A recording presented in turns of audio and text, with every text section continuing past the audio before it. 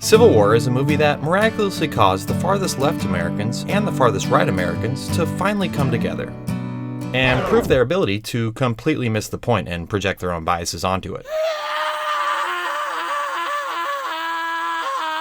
But perhaps even more prominent than those highly infectious rage virus takes were the ones that understood the movie's aim wasn't to validate any one political stance, yet still found it lacking any real substance, claiming the movie had nothing more to say than, "War is bad. The end." Which makes me a sad panda. That makes me a sad panda. Because the way I see it, while the foundation upon which this movie stands certainly is war is a resounding no bueno for all, I think there's a lot more worth exploring within that space that can be further brought to light by not only considering the current political climate it's reflecting, but also by investigating how it connects to some of writer-director Alex Garland's previous works. So come along with me on this dark exploration of the dark things that reside within the dark movies that speak to the darkest parts of our dark minds. Oh, it's so fucked up. It's so fucked up. And let's talk about Civil War in hopes of making the discourse around this movie at least a little bit more fair measured than the discourse around our modern politics. He is a turd sandwich. You're a turd sandwich. Sir, you are a turd sandwich. You're a turd sandwich. But first...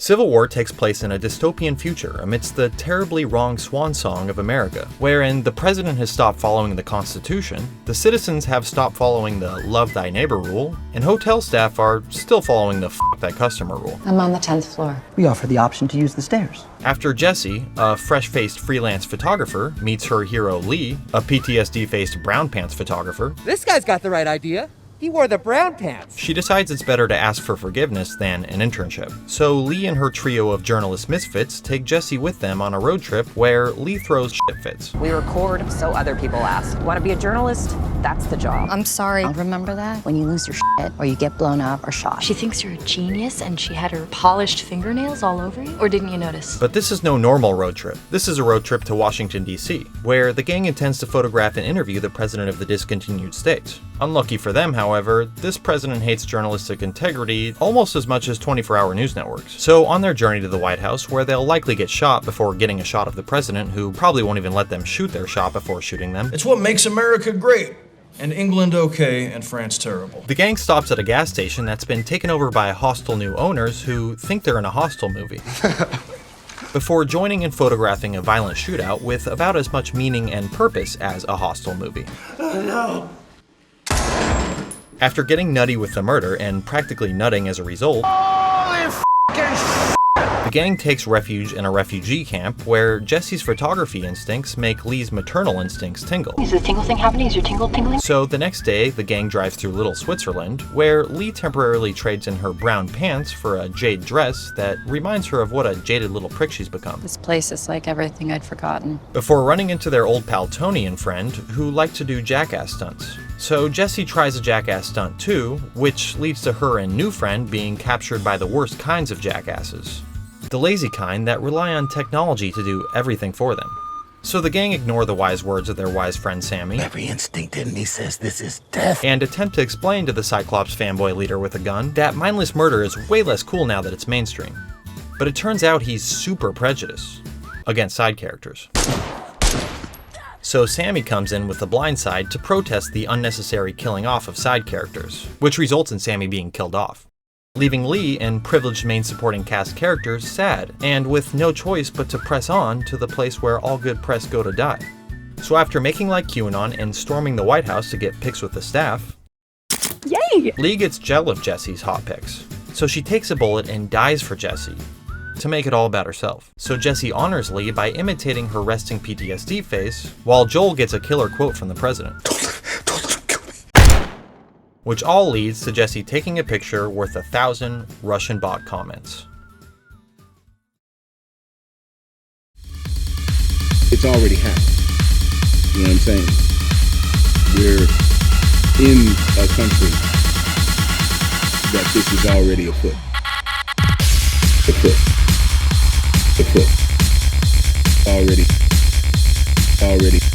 in my opinion, of which contains a large amount of very humble cream filling sauce, a significant reason for why a fair portion of Civil War audiences were so quick to either interpret it as a movie that was made to cheer on their favorite political tie color, or as a movie that didn't cheer loud enough for their favorite political tie color, is because of how emotionally reactive so many of us have become to seeing imagery that even hints at relating to a politicized event or statement, making it like when you stare at a cloud for a while, and despite the fact that it's just a cloud made up of cloud things, you still end up seeing a political meme made to reduce an entire half of your country's population to idiot bozo heads. Take for example the opening scene in which this world's authoritarian president practices his authoritarian propaganda speech as flashes of intense civil unrest hit the screen.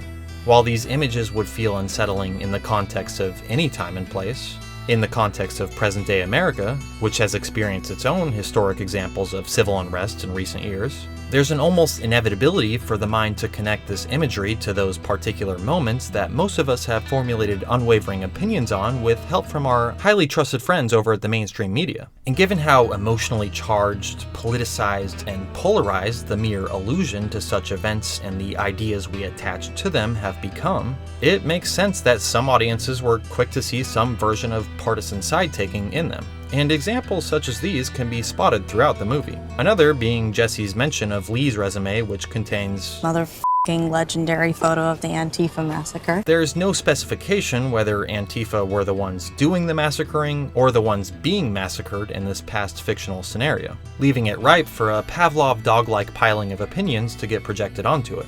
Though that's not to say Civil War isn't trying to reach any politically relevant point at all, just that its point increases in relevance with audience reactions like these that add more weight to it. This shattered, hellscape version of America that we join our protagonists on a ride through poses a question with no provided answer. How could this happen? But the mere idea of audiences in the here and now, living in a time of historically severe domestic division, not only in America, but in plenty of other countries around the world, trying to decipher which sides reflect the political heroes and villains of real-world politics, rather than recognizing the rabid division in violence itself as the true villain of the story, makes for a rather interesting Rorschach test. He takes the point of view of journalists who don't take sides, and maybe he should have taken a side. Not taking a side today, in this moment. Even, And to loop back to the imagery of that opening scene, if a divided country is too entranced with seeing each other as the enemy, they can become distracted from the common enemy above all, an authoritarian government or ruler manipulating and using the rage and chaos to their advantage. And while there surely are real-world Trump-like connections that can be made here, the movie gives no sign of sending a simple Trump bad message for all agreeing parties to applaud.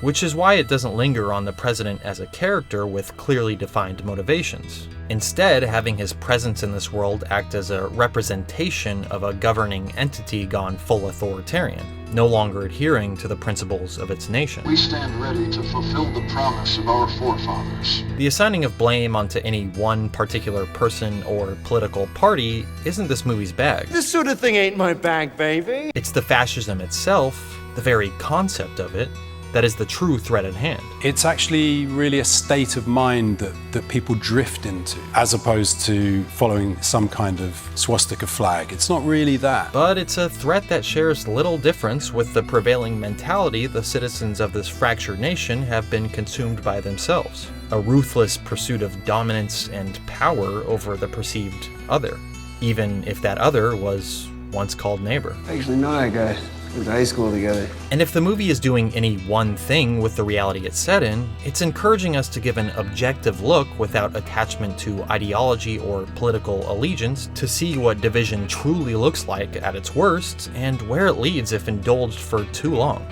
If what defines the American tensions of today do snowball into actual all-out war such as this, it'll come to this terrible breaking point based purely on ideological disagreement. Left and right are ideological arguments about how to run a state, but we've made it into good and bad. It's become a moral issue that's f***ing idiotic, and it's incredibly dangerous. Thus, this movie's world is a hyper-realized manifestation of the extremism on all sides of the divide that has been highly effective in drowning out good faith discourse. A with us or against us hardline mentality that accepts only the Americans with the correct allegiances. What kind of American are you? The world of Civil War isn't meant to draw us in and make us want to learn more about the whys of this nation that has lost all sanity. It's meant to disturb us and act as a cautionary tale for why it's in everyone's best interest to ensure our real-world tensions don't explode into all-out madness like this. And Madness Meets America really is the disgusting dish of American pie with cheese this movie shoves in front of our dumb faces. Civil War hits us with images that speak much louder than any world-building explanations ever could. There's a deep discomfort in seeing an everyday American woman turned into a radicalized suicide bomber, or an abandoned J.C. Penney parking lot with a downed military helicopter. Jarring images such as these hit the screen throughout and disrupt our instilled perception of America. And it's all to highlight a collective cognitive dissonance that seems to have permeated much of the modern American consciousness. The notion that such things only occur elsewhere in the world, that America is exceptional and can never devolve into this. Therefore, engaging in our darkest, most tribalistic impulses, dehumanizing and otherizing our political opponents, these things need not be brought into question or kept in check. Yet it's this very mindset that, if normalized for long enough, allows for the possibility of a truly violent boiling point to erupt. And as Garland has put it himself, much of this embracing of hate and intolerance toward people with opposing political viewpoints has only become more prominent thanks to social media. Personally, I attach some of this to social media. Something dissonant happens when it reaches a public forum. The movie in many ways can be seen as a dark echo of our current digitized political discourse, where bad faith, warlike mentalities prevail. It's a wake-up call to pull away from allowing our base impulses to rule us on the online battlefield, because that's precisely what a real-life battlefield is ruled by. And real-life battle isn't about building bridges to get those who disagree with you to empathize with and truly understand your viewpoint. It's about ripping your enemy's head off and doing your happy dance in their blood. In a sense, Civil War is much like a political comic strip that showcases what extremism looks like in the real world, unshrouded by a digital veil. China. War, in all its mindless violence. It wouldn't exactly be uncommon to see users on the platform formerly known as Twitter salivating at the idea of smiling and celebrating a president's murder. The picture the movie ends on is as haunting as it is satirical because it gives us just that to a song that repeats the lyrics "Dream Baby Dream" over and over. Almost as if the movie is staring right back at us and saying, keep dreaming of a world such as this. It just might come true someday. If you can dream it, you can do it. She is a reflection of Lee and her former self.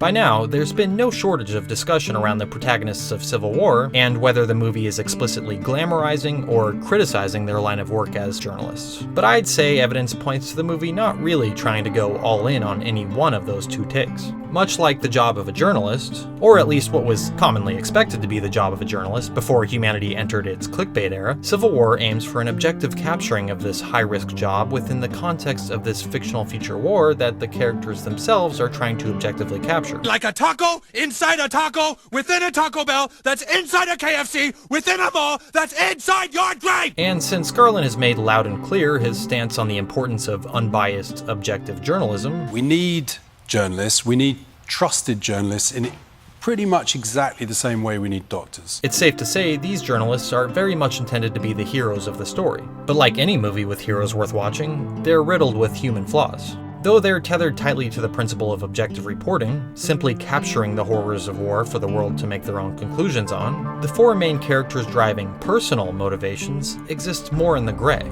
Before the journey through this American nightmare begins, it's made clear that, much like taking the trek to Mount Doom, even attempting to enter Washington, D.C. to photograph and interview the president may as well be a suicide mission. They shoot journalists on sight in the Capitol. They literally see us as enemy combatants. But unlike the journey to Mount Doom, the fate of the world doesn't count on this fellowship getting to their destination to do their job. Despite the fact that the president's final interview is something the world would certainly deserve to witness for themselves, a raw portrait of the man who is responsible for at least a portion of the mayhem that has engulfed this nation, it likely wouldn't have any significant effect on the events that have already reached a point of no return. As Lee puts it, Thought I was sending a warning home, but here we are. Despite knowing how futile their job has become, they still commit themselves to it.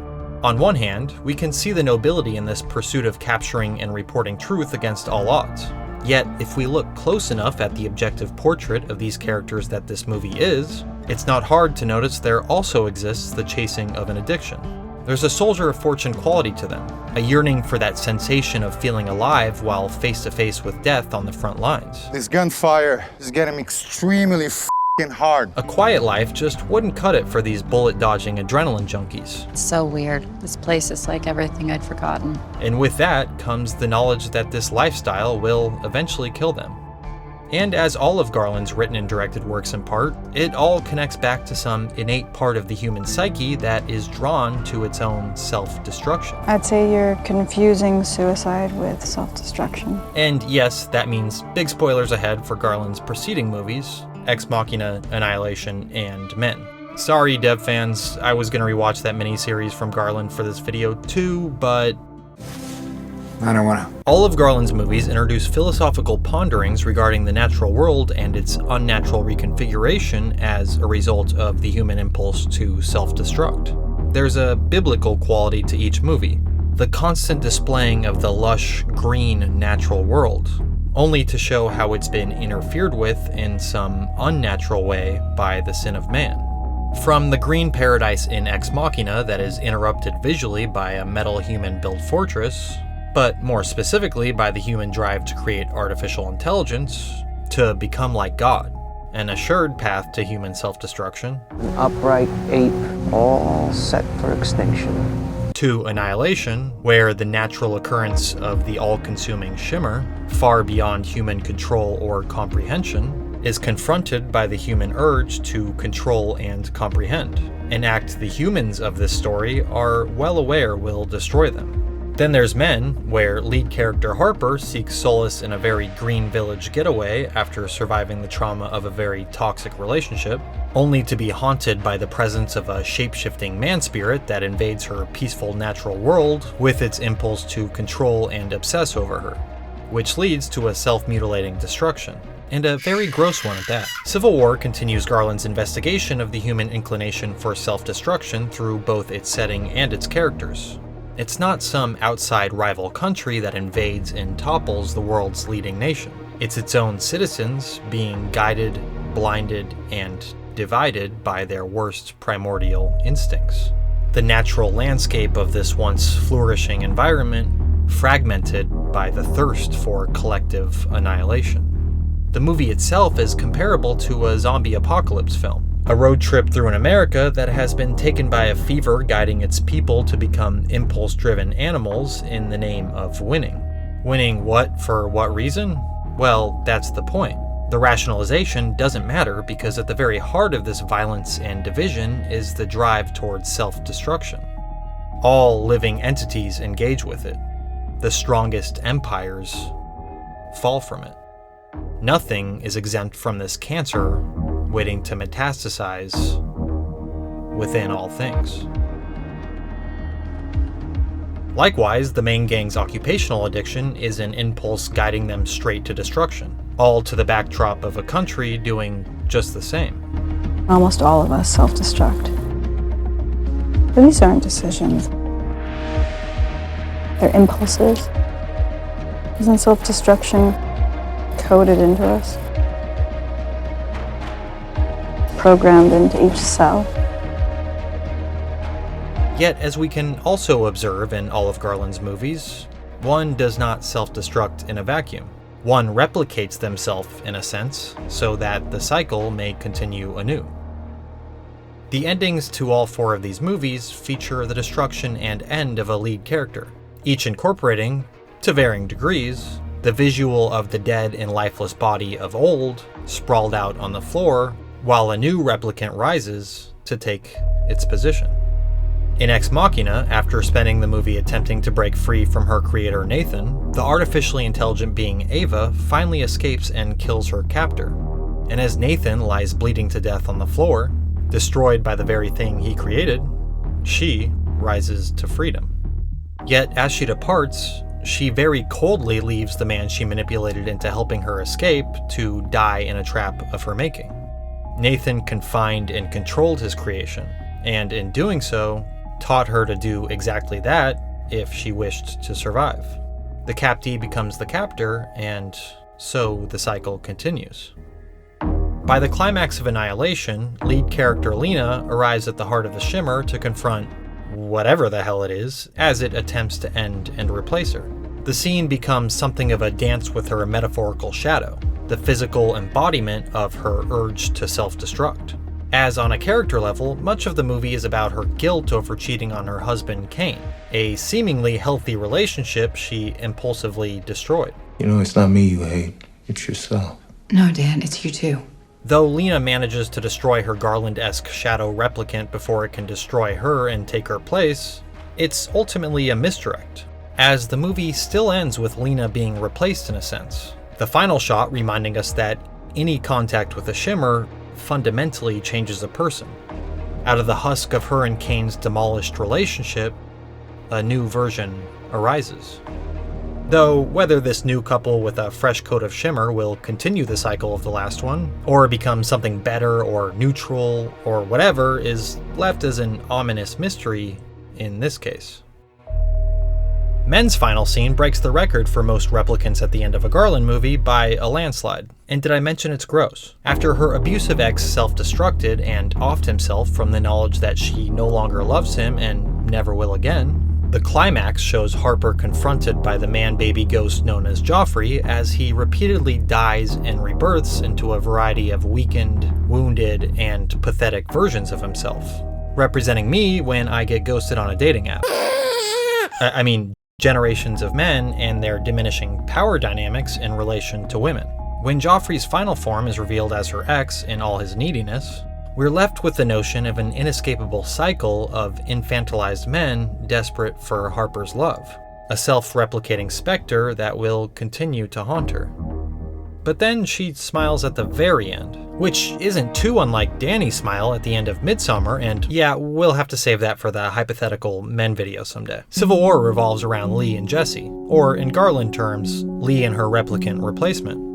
From the jump, the movie emphasizes Lee's vacant, dead-inside expressions while photographing the horrifying consequences of a population gone rabid, juxtaposed against the fledgling Jesse's shocked and scared shitless expressions. But Lee being Jesse's professional hero, someone she looks up to and wants to emulate, the movie is very much about Jesse's reconfiguration into Lee, or at least the hardened outlook on the world Lee wears on her sleeve. Lee's right. I won't make that mistake again. Because beneath the surface, Lee feels a maternal instinct to protect and preserve Jesse's youthful optimism, and thus protect, preserve, and perhaps even rekindle the light of optimism she once had before all the PTSD snuffed it out. Am I allowed to say I remember you at her age? You weren't so different. As the Miles to DC lesson, so too does Jesse's paralyzing fear in the field. Her expressions start taking a turn for the more eased, curious, and dialed in as she adapts to observing and capturing the cruelty of man. If their cameras are their perspectives on the world, then Lee and Jesse officially trade lenses by the end.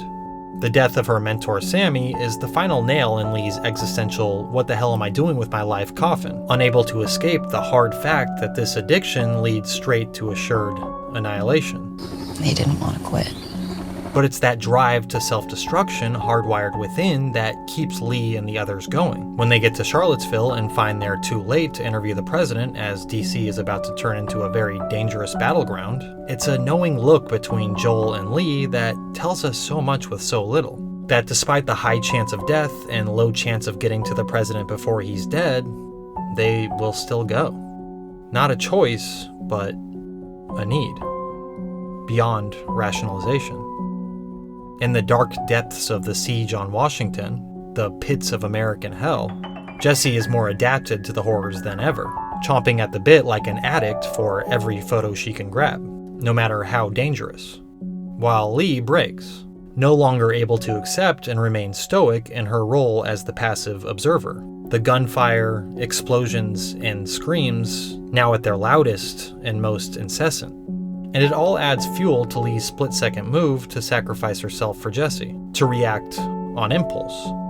Because while this movie, along with Garland's previous works, explore the darkest side of human impulse and the self-destruction it can lead to, the quick impulse Lee goes out on doesn't come off quite as bleak in concept. While the movie is spent reiterating humanity's ability to adapt to and even relish the violence and destruction it's collectively entrenched in, Kill! No capture! Whoever gets a f***ing gun to his head first! Lee acts in retaliation to the surroundings she became hardened and conformed to, showcasing that, at least in some rare cases, a human being can instinctually self-destruct in a more selfless and sacrificial manner. But worry not, false believers. Civil War's not quite finished pimp-slapping our faces with its cynicism, because Jesse arises from Lee's ashes a replicant of what Lee outwardly projected, and thus taught her to emulate if she hoped to survive in this world. She won't allow herself to feel her mentor's death. She'll instead adapt to what Lee taught her in both life and death. That one must stay removed and detached if one wishes to self-preserve and push on. The tragedy being that this philosophy didn't reflect Lee's actual internal truth. The final shot we see of Jesse's face, as hardened and hollow as Lee's was at the start. The transformation now complete. All in all, I think we're meant to see Lee's downfall and Jesse's rise to take on her perspective as a warning against adapting to a surrounding reality gone wrong and the domino effect that can result. And it really does all come down to cynicism versus hope. Because if this world at war is a mirror to Lee's cold-hearted mentality, then the brief glimpses of peace and beauty were shown along the way, from the communal refugee camps to the imagery of those angelic embers born out of the surrounding fires, represent an optimistic outlook Lee keeps at arm's length, with Jesse embodying her last chance before death to preserve that optimism and help it flourish after she's gone. Only in Lee's case, it was too little too late. A cycle will continue, but perhaps deep within us resides the capacity to point that cycle in a better direction. But before we wrap this overstuffed burrito up and regret devouring every last atom, the hyper-cynical perpetual cycle Civil War's ending leaves us with also contains a commentary on the spectacle of media. The constant showing of our main characters witnessing the violence and mayhem through the medium of their camera not only highlights their personal perspectives on the world, but also how humanity has only become more jaded as we've all become more accustomed to experiencing practically everything through the filter of media. In this sense, Jesse is the latest generation learning to adapt to the warping of perception through a media lens. The extreme violence eventually becomes a thing to consume and position aesthetically through her filter, slowly chipping away at the vivid reality of it all that once sickened her. Seeing the violent and horrible things in the world through the medium of any kind of media can create a meaningful removal from its reality. Though the movie is pointing out the necessity of showing truth through photo or video journalism, there is, at the same time, a pointing out of the distortion and trivialization that also occurs. Though we may not consciously notice it, our perception is skewed from the actual reality being captured and mediated to us. And seeing it all through a secondhand medium causes a level of disassociation.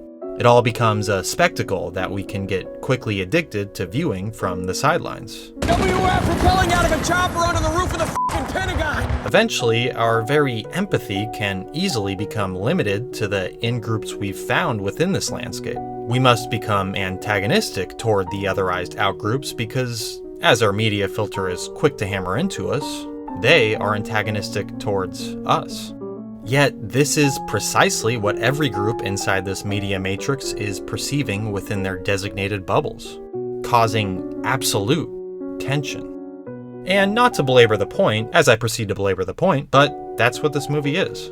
an expression of the disassociation and extreme hostility from the very novel digital media heat lamp we're all living under today. And in a meta sense, Civil War also seems to be asking, are we going to watch this violent, action-packed war movie and simply enjoy the spectacle of it? Overindulge the part of our brain that sees a tank demolishing cars as cool to look at on a visceral level? Or are we going to recognize the underlining observation that visual media has slowly but surely twisted reality into a spectacle, something we've become all too accustomed to passively observing? And this ever-growing cycle has the power to snuff out what truly makes us human.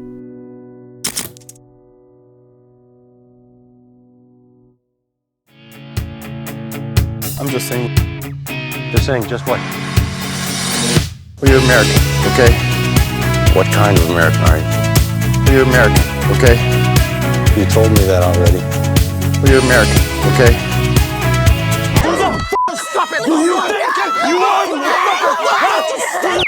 In a time of politically charged tensions, thanks to algorithmic echo chambers that encourage a black and white way of viewing the world, Civil War comes in like a wrecking ball to show us that we're really making a wreck of that whole basic human decency ditty. And such close-minded ingredients aren't exactly what the Build a Better Nation recipe calls for. In fact, those ingredients result in the whole apple cobbler crumbling at the slightest touch and tasting really bitter and okay enough food metaphors. To be fair, none of us are exempt from finding comfort in such uncomplicated ways of thinking. Because, let's face it, our tribalistic monkey minds love a nice good v evil narrative that we just so happen to be on the holier side in. And this isn't to say when it comes to political or ideological disagreements that one side can't be advocating for better, more useful ideas than the other. Of course not. Just that taking on a warlike, quick-to-otherize mentality against those in disagreement is a disservice and ultimately a hindrance to the flourishing of those better ideas. If we wish to turn others toward a truly better direction for the collective, we must do the hard work of building bridges rather than allowing our darkest, most tempting impulses to take over and dissolve our capacity for compassion.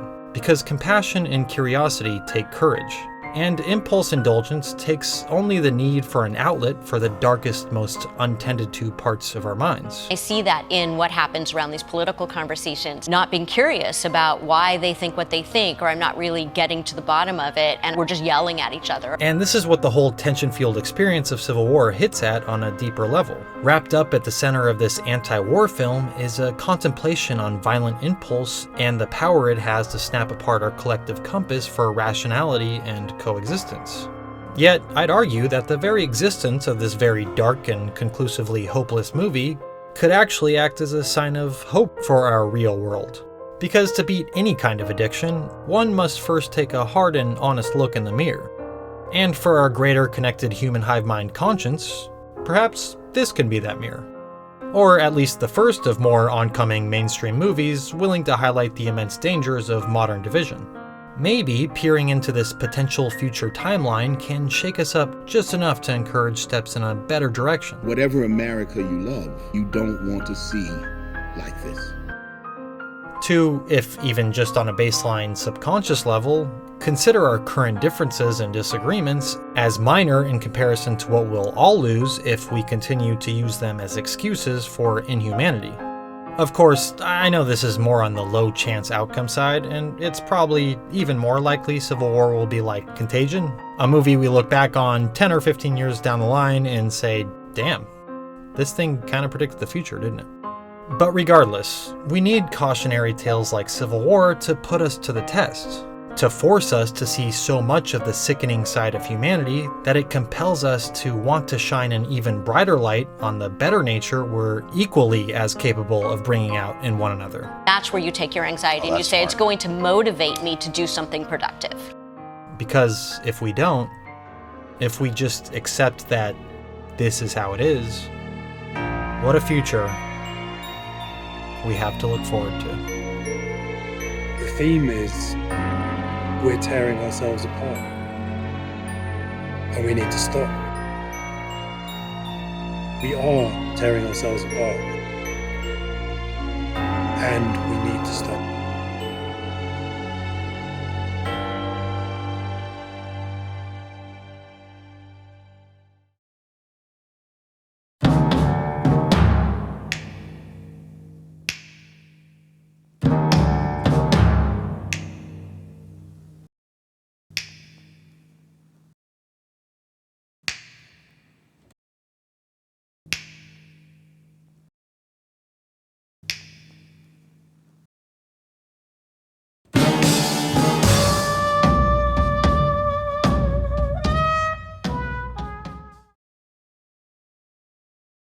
I know what Reuters is.